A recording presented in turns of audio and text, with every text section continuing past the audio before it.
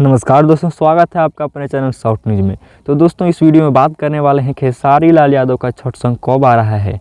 तो दोस्तों इससे पहले बात कर लेते हैं, नवरात्रि से पहले एक गाना रिलीज हुआ था जिसका टाइटल है विधायकी के चुनाव। इस गाने को आदिशक्ति फिल्म से रिलीज़ किया गया था ऑडियो में। तो अब इसका वीडियो आने वाला है बहुत जल्द, एकदम बवाल वीडियो बना है भैया, तो तैयार रहिए ट्रेंडिंग में लाने के लिए। तो दोस्तों अब बात कर लेते हैं छठ गीत के बारे में। तो चलिए आपको बात क्या करते हैं, डायरेक्ट वीडियो दिखा देते हैं शूटिंग का।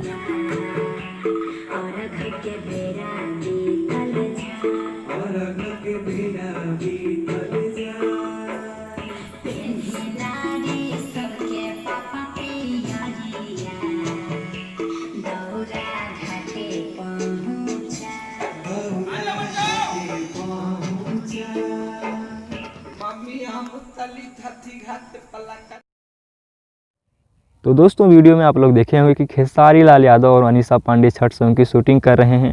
और दोस्तों ये वाला सॉन्ग बहुत जल्द रिलीज़ होने वाला है, लगभग 2-3 दिन में रिलीज हो जाएगा आदिशक्ति फिल्म से।